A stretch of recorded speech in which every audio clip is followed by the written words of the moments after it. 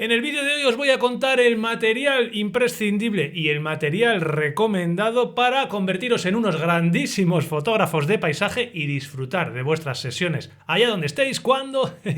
después de la intro.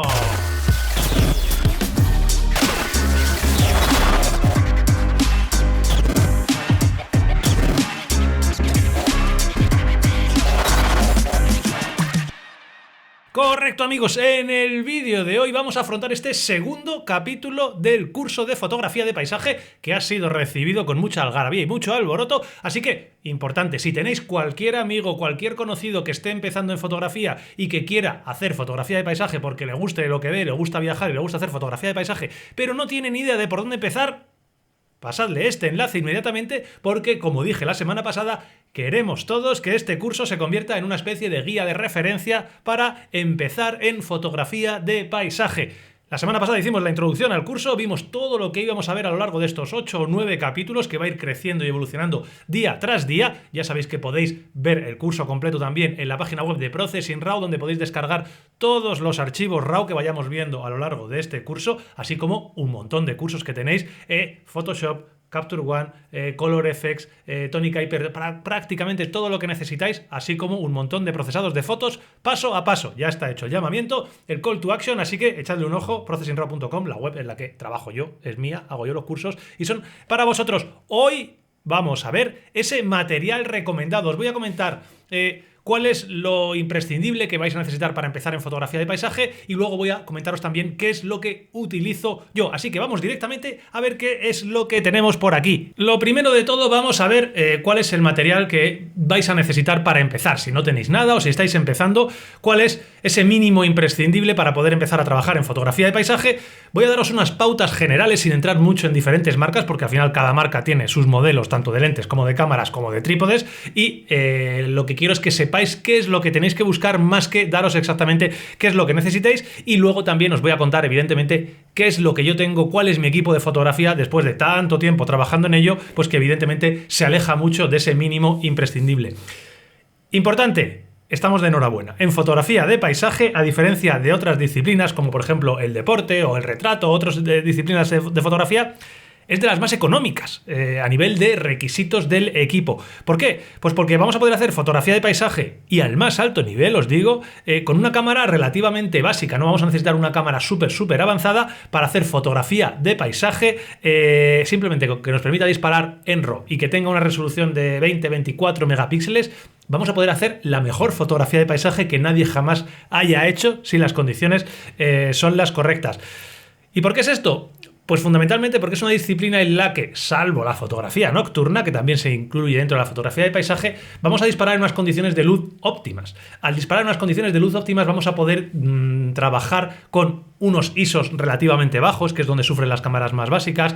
A nivel de, por ejemplo, lentes, vamos a trabajar con unas aperturas de diafragma bastante cerradas, no va a tener nada que ver a esas lentes que se necesitan súper luminosas, que son muy caras. Por ejemplo, un zoom, un 200 milímetros que queramos que dispare a 2.8 va a ser muy caro. Un 300 milímetros que puedes utilizar en fauna a 2.8 es muy caro. Aquí no, aquí vamos a necesitar un gran angular, que no tiene que ser especialmente caro, y vamos a disparar a f8. Prácticamente cualquier lente lo va a hacer y de manera muy barata. Con lo cual, ya te puedo adelantar que vamos a poder hacer las mejores fotos del mundo con una cámara relativamente básica, que dispare en RAW, eso sí, con una lente gran angular, que no sea especialmente angular, con un 16 milímetros nos valdría, con un trípode decente. Evidentemente vamos a necesitar un trípode que no nos desgracie el equipo la primera vez que lo pongamos, y con unos filtros magnéticos. Ahora vamos a ir viendo unos filtros magnéticos, los pones y vas a tener con ese equipo un equipo prácticamente perfecto para hacer fotografía.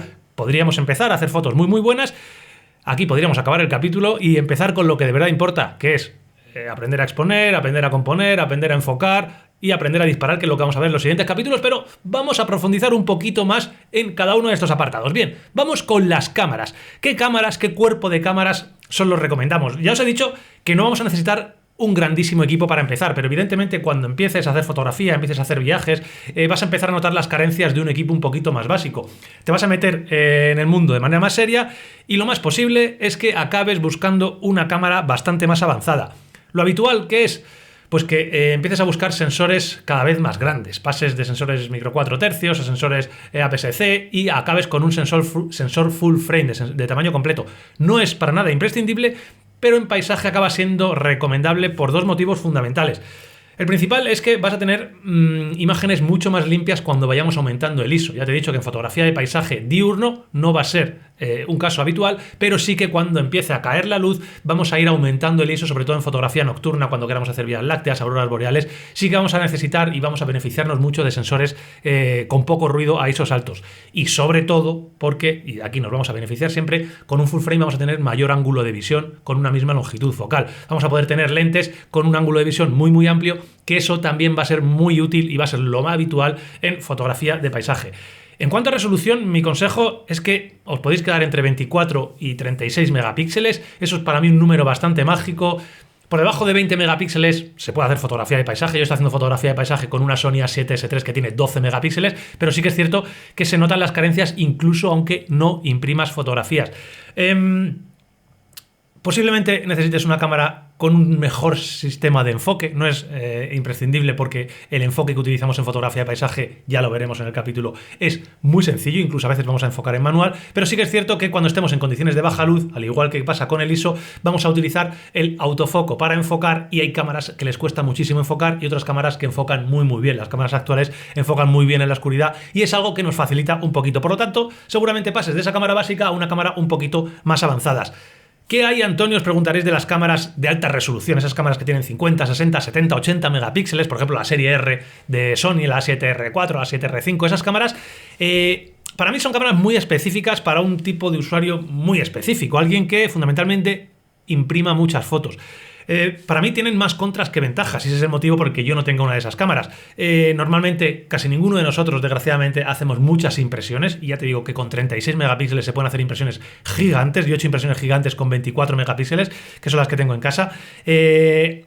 Pero sí que hacemos muchísimas fotografías. Te vas a un viaje y vuelves con 2.000 fotos. Eso es muy habitual. Te vas a Islandia y vuelves con 4.000 fotografías, porque haces panorámicas, haces HDR, haces de todo, y 4.000 fotos de 60 megapíxeles ocupan una auténtica barbaridad. Eso va a hacer que tengas que reestructurar prácticamente todo tu equipo informático a nivel de almacenamiento, que no es caro, y vas a buscar un almacenamiento en la nube relativamente económico, pero vas a tener que subirlo y cuesta mucho subir tantos gigas. Y sobre todo a la hora de realizar procesados. Cuando lleguemos al capítulo de procesados vais a ver que hay procesados avanzados que un archivo con una cámara de 24 megapíxeles acaba ocupándonos 6-7 gigas, el PSD cuando estemos trabajando, el PSB cuando estemos trabajando en Photoshop. Eso lo vamos a multiplicar por 2 y hasta por 3 y hasta por 4 si estamos trabajando con resoluciones gigantes. A mí personalmente, teniendo un equipo muy bueno informático que tengo, prefiero que los archivos sean un poquito más pequeños. ¿Cuál es la mayor ventaja de esas cámaras, de esos sensores? Que son muy buenas para recortar. Tienes tanto fotograma que vas a poder recortar y quedarte con 36 megapíxeles perfectos. Pero ya os digo que hay que valorar un poco los pros y los contras. Evidentemente, además son cámaras mucho más caras. Mi recomendación aquí, ya digo que no quiero entrar mucho en modelos y en marcas, pero sí que os digo que siguiendo estas pautas que os he dado, estas resoluciones, este tipo de sensor, para mí la cámara perfecta a día de hoy para alguien que no se quiera gastar muchísimo dinero, y el dinero es muy relativo, porque para algunos puede parecer una auténtica salvajada, es una Sony A7 III. Una Sony A7 III es una cámara que tiene 4 o 5 años o 6 años, pero que ha envejecido espectacular, que ahora mismo se puede encontrar de segunda mano a un precio maravilloso y que vas a tener una cámara de paisaje absolutamente perfecta, comportamiento a ISOs altos increíbles, enfoque increíble y una resolución más que suficiente para trabajar con ella. ¿Cuál es la cámara que yo tengo? Pues yo tengo la sucesora, la Sony A7 IV, tiene un poquito más de resolución, tiene algunas cosas más novedosas, sobre todo también enfocadas a vídeo, y que es una cámara para mí excelente en fotografía de paisaje. No necesito más resolución y no necesito absolutamente nada más que lo que me da este cuerpo que tengo aquí, que es una Sony A7 IV maravillosa. Bien, vamos con las lentes. Os he comentado al inicio que no vamos a necesitar una lente especialmente cara ni especialmente específica. Mi recomendación, directamente que vayáis en fotografía de paisaje a una longitud focal, una lente zoom de entre 16 y 24 milímetros, algo así sería perfecto, 16-24, 16-35, vais a ver que diferentes marcas comercializan diferentes zooms en ese rango. Y no vamos a necesitar mucho más, salvo que vayas a hacer cosas, pues un teleobjetivo, pero lo habitual en paisaje es que con un 16-35 tengas para el 90% de tus fotografías. Ya os he comentado anteriormente que vamos a utilizar una apertura que no es para nada exigente en cuanto a la lente. Vamos a utilizar aperturas muy pequeñas, con lo cual se va a utilizar fundamentalmente la parte central de nuestra lente, que es la de mayor calidad, la menos problemática, y vamos a tener una nitidez más que de sobra. A f8, a f5.6, prácticamente cualquier lente trabaja bien, a diferencia de cuando nos vamos a aperturas mucho mayores, a f2.8 sí que vamos a necesitar lentes mucho más exigentes. Ya os digo que no voy a dar marcas ni modelos ni nada, pero buscar un 16-35 de la marca y de la compatibilidad con vuestra cámara que tengáis. F4 va a ser más que de sobra. Esto es la recomendación básica, pero exactamente igual que pasaba con los cuerpos, es muy posible que según vayas avanzando acabes buscando lentes más caras o lentes mejores. Por algo parecido que pasaba antes, porque vas a ir viendo las carencias que tienen estas lentes en algunos casos muy puntuales. Por ejemplo, fundamentalmente cuando empecemos a meternos en fotografía nocturna. Ahí vas a buscar lentes mucho más luminosas, y ahí nos vamos a ir a esas lentes 2.8 donde el precio ya se dispara. La diferencia de precio entre un 16-35 f4 y un 16-35 f2.8 es brutal. ¿Cuándo le vas a sacar provecho? Pues cuando hagas mucha fotografía nocturna, fundamentalmente. Vas a tener, normalmente esas lentes van a ser mejores, no solamente a nivel luminosidad, sino van a tener menos artefactos, menos aberraciones cromáticas, menos distorsiones de cualquier tipo, van a tener una nitidez mejor, no solamente en el centro, sino cuando abramos diafragma, en las esquinas van a tener mejor nitidez que mucha gente creo que lo sobrevalora. Creo que no hace falta que tengan esas lentes tan nítidas, pero bueno, es algo que siempre gusta y es lo primero que hacíamos cuando compramos una lente, aumentar la fotografía al 100% para ver en la esquina superior derecha que la piedra se vea perfecta. Bueno, luego no es tan importante. Además de esto, y aquí entramos en un campo un poco peliagudo, hay lentes muy buenas para fotografía de paisaje, que son los ultra gran angulares. Cuando empezamos a meternos más en fotografía, a mí me gustan mucho trabajar con ultra gran angulares tipo 12 milímetros, por ejemplo, porque nos va a permitir tener un ángulo de visión brutal y sobre todo nos va a permitir aprovechar en nuestra ventaja las distorsiones que generan angulares tan grandes. Ya sabéis que lo que esté muy cerquita del borde va a verse mucho más grande, con lo cual vamos a poder hacer perspectivas muy particulares, vamos a poder hacer focus stacking, que ya veremos más adelante en qué consiste, muy importantes. Eso con un 12 milímetros es espectacular. Aquí tenemos lentes increíbles como un 12 milímetros 2.8, por ejemplo, o un 12-24 2.8. Diréis, pues esa es la lente perfecta, tienes el rango que hemos hablado, ese es 16-25 milímetros perfectos y encima 2.8. El problema que tienen esas lentes es para mí muy importante, y es que es el tipo de lente que tienen. La lente normal de estas fotografías es prácticamente plana, tiene un poquito de convexidad, pero esas lentes tan específicas son muy convexas, son tipo bombilla, tienen una convexidad muy grande. Eso hace que no podamos utilizar los filtros que más me gustan, que luego os diré cuáles son. Tendremos que utilizar portafiltros gigantes, filtros muy grandes de 150, de 200 milímetros, que son muy aparatosos. Vamos a tener que utilizar filtros de sensor si no queremos utilizar esos filtros. Que sí, son lentes que son filtros que funcionan bien, funcionan muy bien, pero distan mucho de ser rápidos de utilizar, fáciles de transportar. Y cuando estás trabajando en condiciones climáticas muy complicadas, te vas, como digo, a las Lofoten, no te vas a Islandia, que es un sitio a los que solemos ir los fotógrafos de paisaje, hace mucho frío, hace mucho viento, y trabajar con una lente gigante o tener que abrir la lente para meter un filtro, pues bueno, si no te queda otra, lo tienes que hacer, pero ya te digo que es bastante específico. Yo son lentes que utilizo normalmente, intento que me las deje Fotorruano cuando tengo que hacer un viaje y puedo alquilarlas. Las alquilas y vas a poder trabajar con ellas para hacer auroras boreales, para hacer Vía Láctea, pero si no es lo que estés haciendo todo el rato, yo no recomendaría comprarlas porque además son muy caras. Mi recomendación entonces, ¿cuál es?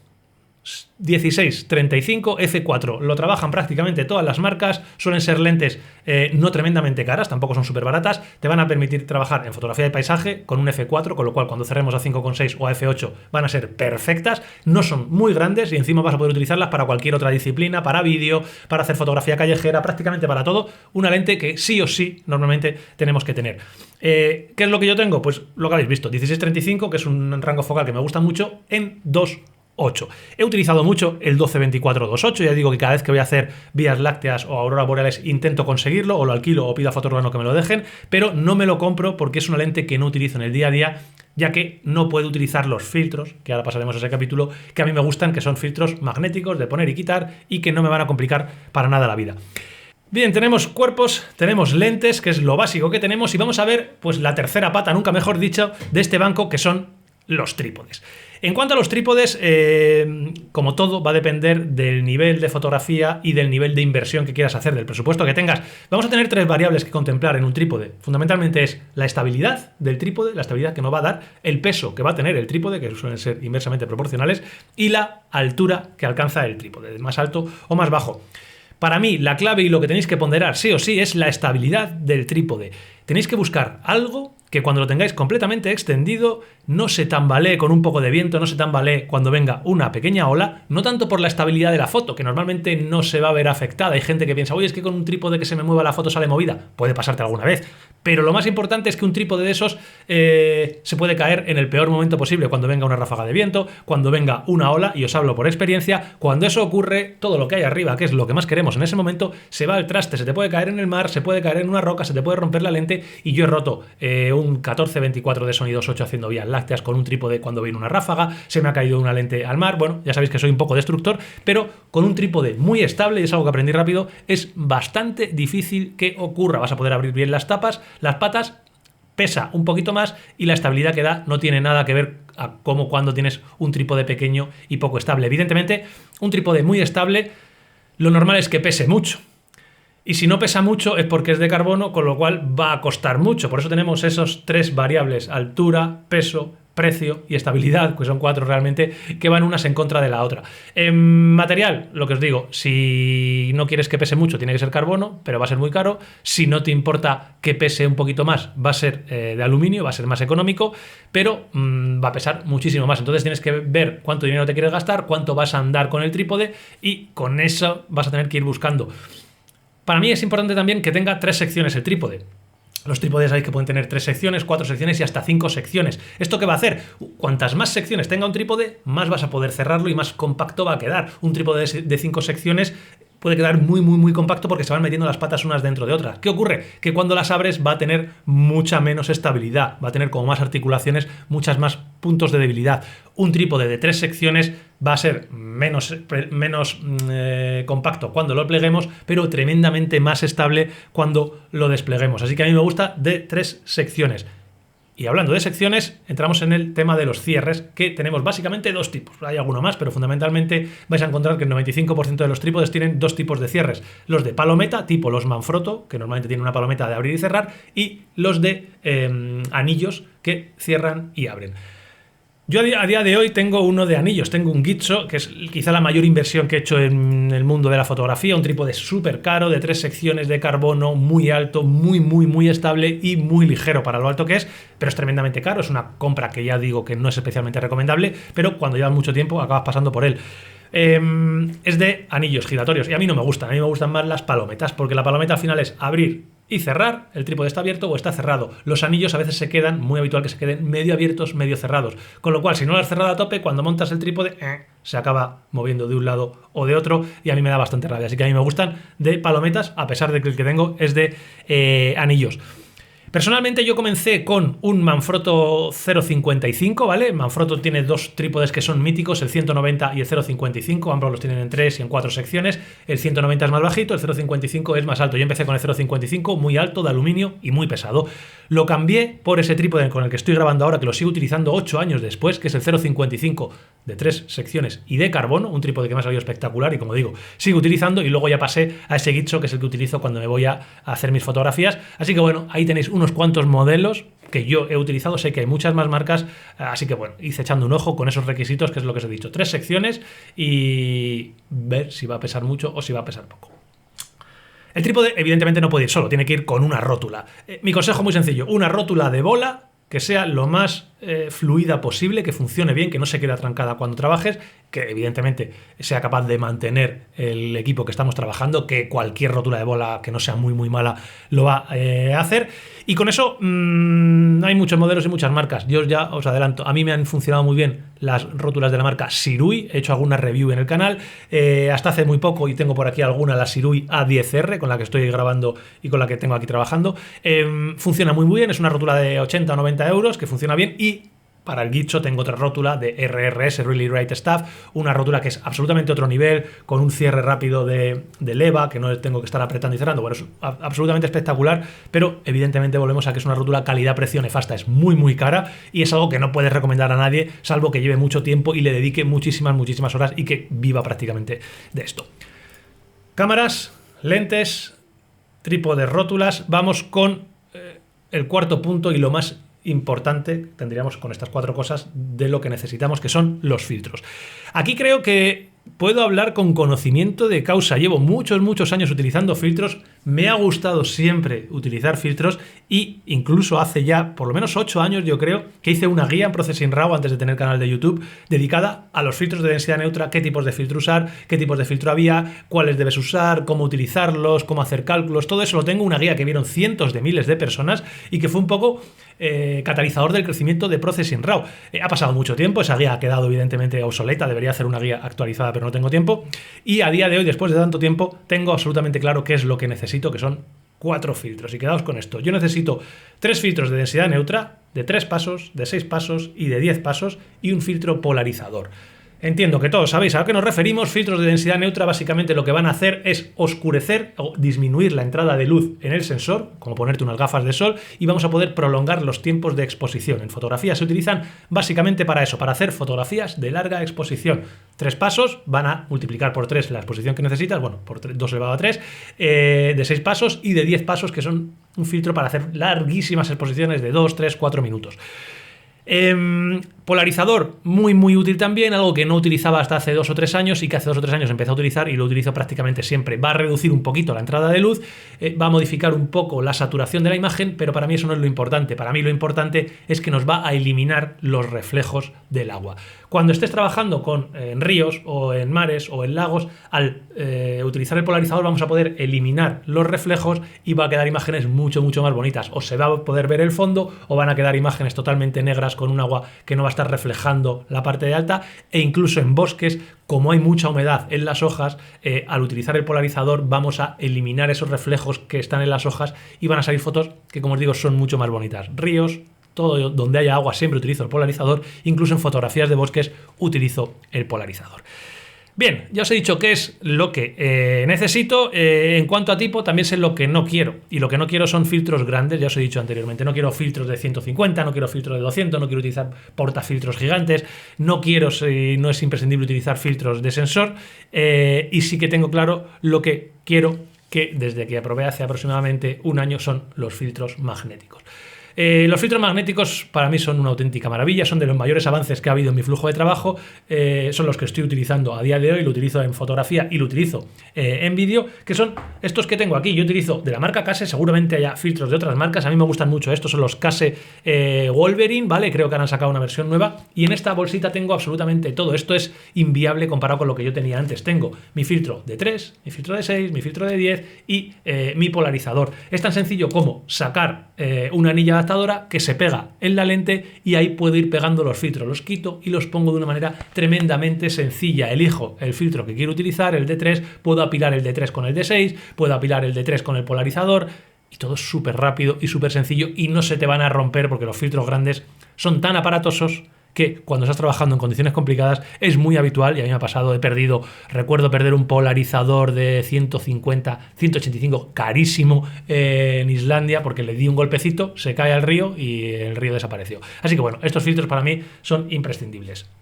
Y esto sí que es lo que necesitáis para fotografía: la cámara, la lente, trípode con su rótula y unos filtros. Si tenéis esto, vais a poder hacer lo que queráis con ello, ¿vale? Hay otras cosas que os voy a contar ahora que son importantes, algunas casi imprescindibles, pero que dependerá un poco del nivel que vosotros vayáis utilizando.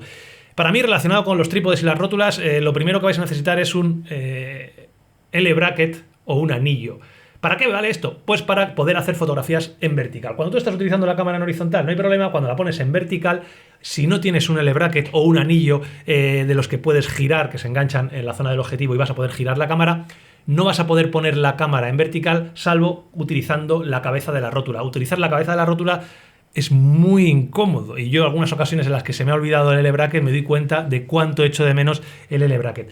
En Entre el L-bracket y los anillos, pues cada uno tiene sus ventajas y sus inconvenientes. Dependerá de la cámara que tengas, de la lente. El anillo es muy cómodo, sí tiene compatibilidad con tu sistema. El L-bracket siempre tiene compatibilidad con tu cuerpo de cámara y no tienes que estar cambiándolo. El anillo te cambia un poco la ergonomía.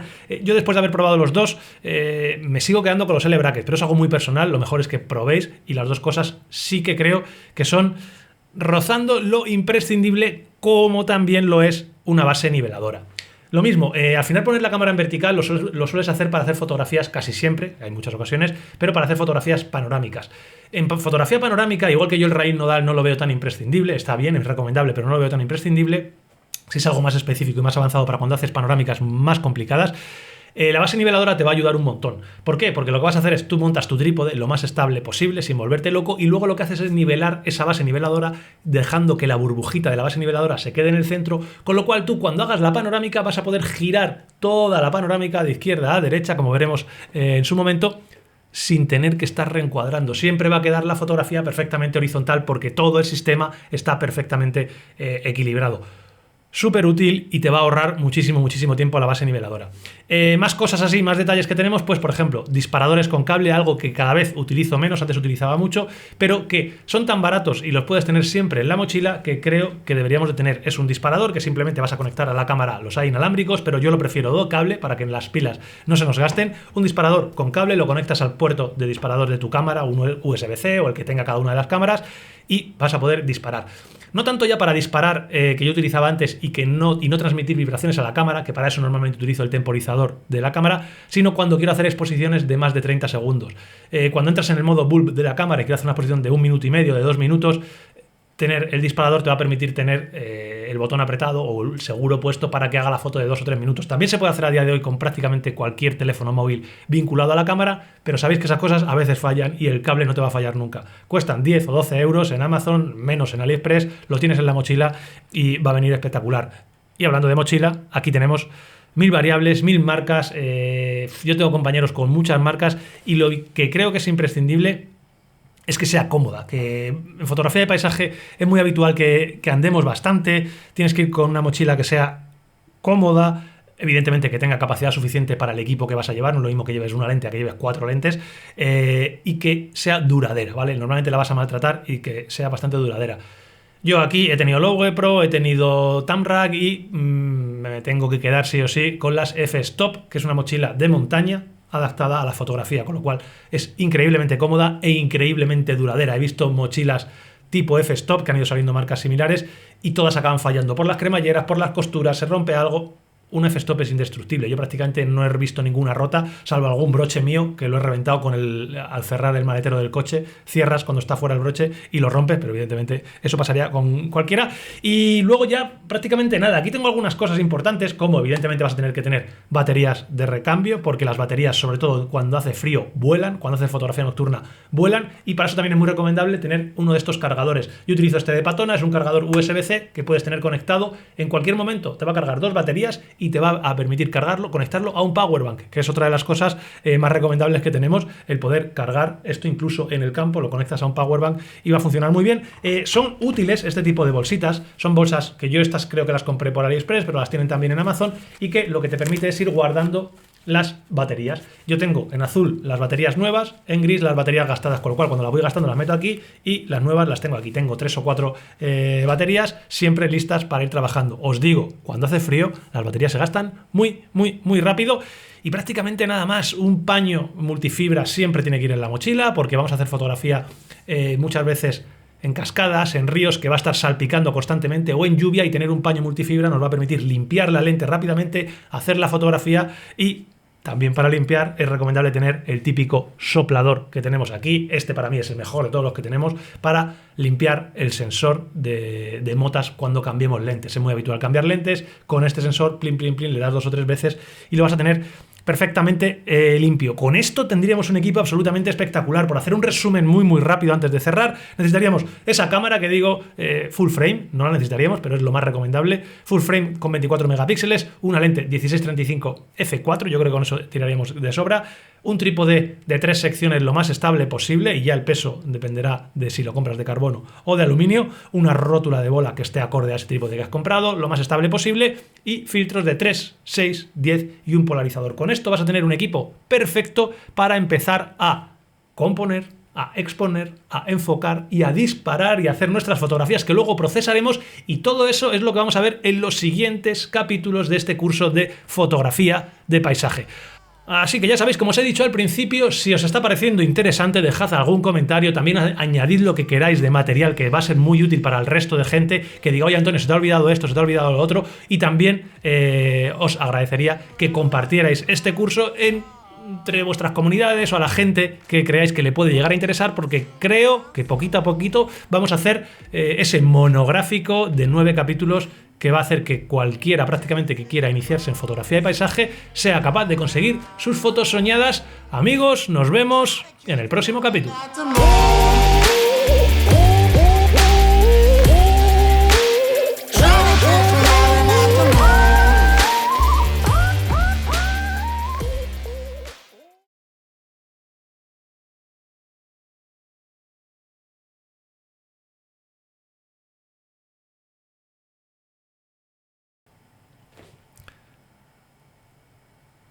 Así que ya sabéis que en el servidor de Discord podéis dejarme lo que queráis, cualquier mensaje me citáis y ahí podré ver si se nos ha olvidado alguna cosa o si no se nos ha olvidado absolutamente nada. Como siempre, nos vemos en el próximo capítulo.